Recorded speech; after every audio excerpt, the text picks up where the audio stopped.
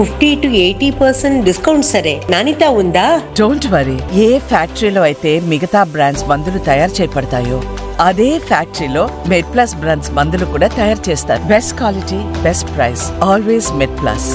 ఇప్పుడు గెలిచిన వరకు కూడా ఆ జోష్ బాగానే ఉంది, కానీ షిండే చేస్తున్న వ్యాఖ్యలు అసలు ఎవరు సీఎం అవుతారా అని చెప్పి ఇద్దరు కూడా మాట్లాడుకునే పరిస్థితి. ఏకనాథ్ షిండే చేసిన కీలక వ్యాఖ్యలు ఏంటంటే ఎక్కువ సీట్లు వచ్చిన వాళ్ళే సీఎం కావాలని ఎక్కడా లేదు, సీఎం పదవిపై అందరితో చర్చించాకే నిర్ణయం అని ఆయన మాట్లాడే పరిస్థితి. బీజేపీ అయితే షిండే కాకుండా వాళ్ళు సొంతంగా తీసుకుందామని ఆలోచిస్తున్నారు. అంటే ఇది చాలా రాష్ట్రాల్లో, ఇప్పుడు బీహార్లో కూడా బీహార్ రాష్ట్ర బీజేపీ తామే మేజర్ పార్ట్నర్ కనుక తమకే ముఖ్యమంత్రి పదవి రావాలని మొదటి నుంచి అడుగుతున్నారు. కానీ నితీష్ కుమార్ కూడా చీఫ్ మినిస్టర్ అయ్యాడు, ఎక్కువ సీట్లు వచ్చిన వారు కావాలని రూల్ ఏం లేదు అని ఏకనాథ్ షిండే ఫార్ములా బీహార్లో రుజువైంది కదా. ఆ మాటకొస్తే ఇప్పుడు ఏకనాథ్ షిండే ముఖ్యమంత్రి అయినప్పుడు కూడా సింగిల్ లార్జెస్ట్ పార్టీ బీజేపీ, 105 సీట్లు బీజేపీకే. అయినా కూడా మీకు 49 మంది ఎమ్మెల్యేలు. వాస్తవంగా 2019లో బీజేపీ శివసేన కలిసి పోటీ చేసినప్పుడు శివసేనకు 56 సీట్లు వచ్చాయి. అందులో 49 ఎమ్మెల్యేస్ ఏకనాథ్ షిండేతో వచ్చారు. కానీ స్టిల్ బీజేపీకి అంతకన్నా మోర్ దెన్ డబుల్ ఉన్నారు. ఓకే, అయినా కూడా బీజేపీ ఏకనాథ్ షిండేని సీఎం చేశారు. ఓకే, అందువల్ల రాజకీయ అవసరాల రీత్యా కొన్ని సందర్భాల్లో మెజారిటీ ఉన్న పార్టీ కాకుండా, ఎక్కువ సీట్లు ఉన్న పార్టీ కాకుండా కూటమిలో ఇంకో పార్టీ అతను సీఎం కావచ్చు కూడా. ఇప్పుడు మీకు కర్ణాటకలో కాంగ్రెస్ కుమారస్వామి మధ్య పొత్తు కుదిరినప్పుడు కుమారస్వామి పార్టీ చిన్న పార్టీ, కానీ బార్గెన్లో తప్పలేదు కాంగ్రెస్ పార్టీ కుమారస్వామి సీఎం చేయడానికి. అందువల్ల అక్కడ ఆ రకమైన ఎలక్టోరల్ బార్గెన్ ఉండాలి, పొలిటికల్ బార్గెన్. మీకు 2 ఉదాహరణలు చెప్పాను. కర్ణాటక ఉందనుకోండి, కాంగ్రెస్ పార్టీకి కుమారస్వామి మద్దతు ఉంటే తప్ప అధికారంలో వచ్చే ప్రసక్తి లేదు, తనను సీఎం చేస్తే తప్ప కలిసే ప్రసక్తి లేదని కుమారస్వామి చెప్పారు. కాంగ్రెస్ పార్టీకి ఒకటే ఆప్షన్, అపోజిషన్లో కూర్చోవాలా లేదా కుమారస్వామిని ముఖ్యమంత్రి అంగీకరించాలా. సో కుమారస్వామిని ముఖ్యమంత్రిగా చేయడానికి కాంగ్రెస్ అంగీకరించింది. మీకు బీహార్లో కూడా అదే పరిస్థితి. నితీష్ కుమార్ గనక వాస్తవంగా బీజేపీ ముఖ్యమంత్రి ఉండాలి, కానీ నితీష్ కుమార్ స్వభావం ఏంది, తనని ఏ కూటమి ముఖ్యమంత్రి ఆ కూటమికి వెళ్ళిపోతాడు. ఇప్పటికి 5 సార్లు అలా అటు పోయి వచ్చాడు. సో అందువల్ల అక్కడ నితీష్ కుమార్కి సీఎం ఇవ్వకపోతే అధికారం పోతుంది, అందువల్ల ఇవ్వాల్సి వచ్చింది. కానీ మహారాష్ట్రలో వాస్తవానికి శివసేన ఎన్సీపీ 2 చీలికలు అయ్యాక బీజేపీకి అవకాశం ఉండే, కానీ వ్యూహాత్మకంగా బీజేపీ హైకమాండ్ దేవేంద్ర ఫడ్నవీస్ ఒప్పించింది. ఎందుకంటే దేవేంద్ర ఫడ్నవీస్ వాస్తవంగా ముఖ్యమంత్రిగా ఉన్న వ్యక్తి డిప్యూటీ చీఫ్ మినిస్టర్గా అంగీకరించాల్సి వచ్చింది. తన పార్టీకి 105 సీట్లు ఉండి షిండేకు 49 సీట్లు ఉన్నా కూడా ఎందుకు అంగీకరించాల్సి వచ్చింది అంటే బీజేపీ జాతీయ నాయకత్వం వ్యూహాత్మకంగా శివసేనను ఎప్పుడైతే చీల్చారో, శివసేనలో ఉద్ధవ్ ఠాక్రే ముఖ్యమంత్రి కావాలనే యాంగిల్ పైన శివసేన బీజేపీని దూరం చేసుకుంది. కానీ శివసేన హిస్టరీ చూస్తే బాలాసాహెబ్ ఠాక్రే ఎప్పుడు సీఎం కాలేదు. మీకు శివసేనకు బీజేపీ కన్నా ఎక్కువ సీట్లు ఉన్న రోజుల్లో మనోహర్ జోషిని సీఎం చేశారు తప్ప బాలాసాహెబ్ ఠాక్రే సీఎం కాలేదు. అందువల్ల శివ సైనికుడు సీఎం కావాలి అనే అంశం శివసేన ఓటర్లు, శివసేన ఫాలోవర్లకు రిలేట్ అవుతుంది. కానీ ఉద్ధవ్ ఠాక్రే సీఎం కావాలంటే అది మళ్ళీ స్వార్థమవుతుంది.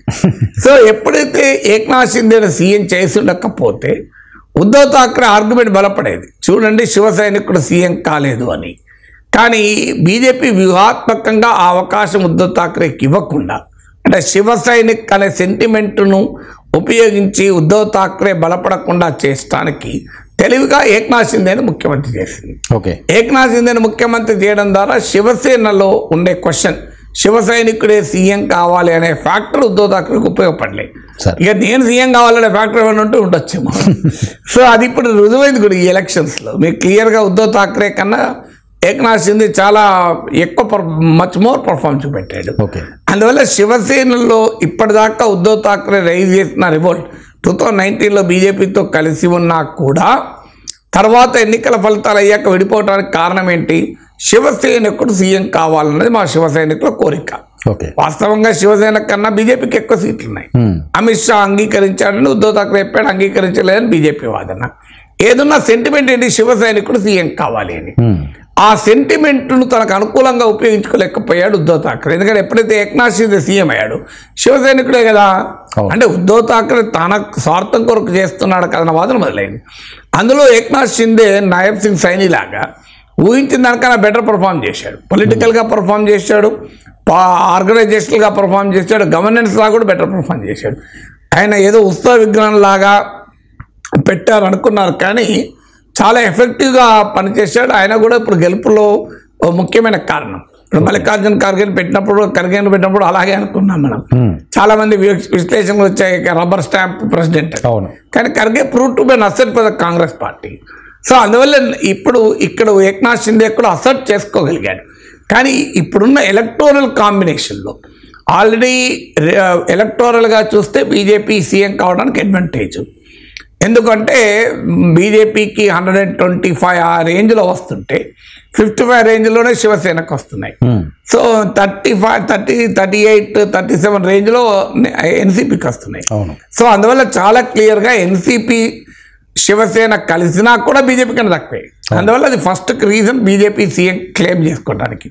సెకండ్ రీజన్ ఏంటంటే already last time BJP CM పదవిని వదులుకొని ఏక్నాథ్ షిండేకి ఇచ్చింది కదా, ఇప్పుడు కూడా మళ్ళీ త్యాగం చేయడం ఏంటి అనేది రెండవ ఫ్యాక్టర్గా ఉంటుంది.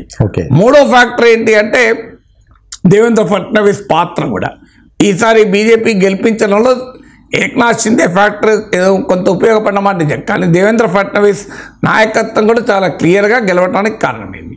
ఈ మూడు ఫ్యాక్టర్స్ రీత్యా బీజేపీ నుంచి ఒక డిమాండ్ ఏమొస్తుందంటే దేవేంద్ర ఫడ్నవీస్ సీఎం చేయాలి, బీజేపీ నాయకుడే సీఎం చేయాలి అని.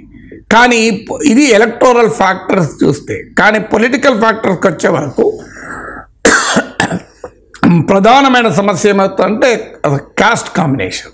ఎందుకంటే ఏక్నాథ్ షిండే మరాఠా, దేవేంద్ర ఫడ్నవీస్ బ్రాహ్మణ్. అందువల్ల మరాఠా రిజర్వేషన్ ఉద్యమము ఇది ఆల్రెడీ బీజేపీ లోక్సభ ఎలక్షన్లో దెబ్బతీసింది. ఇప్పుడు Eknath Shinde sitting chief minister, రెండో ఫ్యాక్టర్. సిట్టింగ్ చీఫ్ మినిస్టర్గా కూటమిని గెలిపించాడు. ఆయన స్కీమ్ అయినటువంటి మహిళలకు 1500 అనేది కూడా చాలా పెద్ద ప్రభావం చూపింది గెలవటానికి. సో అందువల్ల మరాఠా రిజర్వేషన్ ఇష్యూను మరాఠవాడ ప్రాంతంలో ఎదుర్కోవటానికి, ఎన్సీపీని ఎదుర్కొని నిలబడటానికి ఏక్నాథ్ షిండే ఉపయోగపడ్డాడు. అలాగే మహిళా ఓటర్లు ఆకర్షించడానికి ఏక్నాథ్ షిండే ఉపయోగపడ్డాడు. శివసేన లెగసీని, శివసేన ఓటింగ్ను ఎన్డీఏతో నిలబెట్టడానికి ఉపయోగపడ్డాడు. అందువల్ల ఇప్పుడు గనక ఏక్నాథ్ షిండే కాదంటే ఉద్ధవ్ ఠాక్రే బలపడే అవకాశం ఉంటుంది ఒకటి. రెండవది మరాఠా సెంటిమెంట్ ముందుకు వచ్చే అవకాశం ఉంటుంది. సో అందువల్ల ఇప్పుడు బీజేపీకి ఒక టైట్ ట్రోపే, ఎలక్టోరల్ నెంబర్స్ ఇవన్నీ చూస్తే ఖచ్చితంగా దేవేంద్ర ఫడ్నవీస్ కావాలి. కానీ పొలిటికల్ ఫ్యాక్టర్స్ చూస్తే ఏక్నాథ్ షిండే చేయాలి. ఏం చేస్తారనేది ఇప్పుడు చూడాలి. ఎందుకంటే ఇప్పుడు బీజేపీకి ఉన్న ఎలక్టోరల్ అడ్వాంటేజ్ అంటే ఈవెన్ రేపు ఏక్నాథ్ షిండే నేను నాకు సీఎం ఇవ్వకపోతే వెళ్ళిపోతాను అన్నా కూడా ఎన్సీపీ మద్దతుతో కావచ్చు. ఈలోగా అజిత్ పవార్ కూడా ఆయన జీవితకాల కోరిక సీఎం కావాలని. సో ఆ అజిత్ పవార్ కూడా లోక్సభ ఎలక్షన్లో దెబ్బతిన్న అసెంబ్లీ ఎలక్షన్లో చాలా బెటర్ పర్ఫార్మెన్స్ చూపెట్టాడు. సో అందువల్ల అసెంబ్లీ ఎలక్షన్లో తాను కూడా ఇంప్రెసివ్ పర్ఫార్మెన్స్ చూపెట్టాడు కనుక ఆయన కూడా సీఎం క్లెమెంట్గా ముందుకు రావచ్చు. అందువల్ల అయితే బీజేపీకి నెంబర్స్ అనుకూలంగా ఉన్నాయి, కేంద్రంలో ప్రభుత్వం బీజేపీ ఉంది. అందువల్ల మిత్రపక్షాలు బార్గెన్ చేయగలుగుతాయి తప్ప బియాండ్ ఎ పాయింట్ ఒత్తిడి చేయలేవు. అందువల్ల ఒక పాసిబిలిటీ ఏంటి అంటే ఏక్నాథ్ షిండేని సీఎం చేసి శివసేన ఉద్ధవ్ ఠాక్రేని మొత్తానికే దుకాణం ఊహించవచ్చు. ఎందుకంటే ఆ గెలిచిన ఎమ్మెల్యేలు కూడా ఇటువైపు వచ్చి శివసేన ఇక ఏక్నాథ్ షిండే శివసేనని రియల్ శివసేనగా నిలబెట్టాలి అని అనుకుంటే, ఉద్ధవ్ ఠాక్రేని ఇంకా మార్జినలైజ్ చేయాలనుకుంటే బీజేపీ వ్యూహాత్మకంగా ఏక్నాథ్ షిండే చేయొచ్చు. కానీ ఏక్నాథ్ షిండే చేయడం ద్వారా శివసేన ఉద్ధవ్ ఠాక్రేని క్లోజ్ చేసి ఎమ్మెల్యేలందరినీ కూడా లాగేయచ్చు.